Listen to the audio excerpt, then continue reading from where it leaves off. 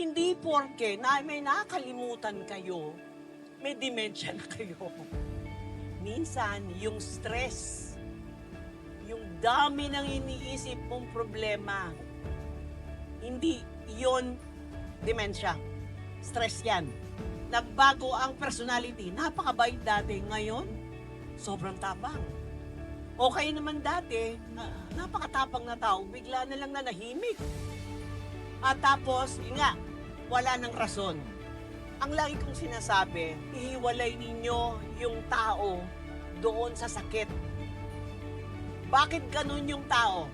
Bakit ganun na siya mag-isip? Hindi dahil siya yun. Hindi dahil salbahe siya. Kasi yung brain niya may problema na. Hindi na siya nag-iisip ng tama.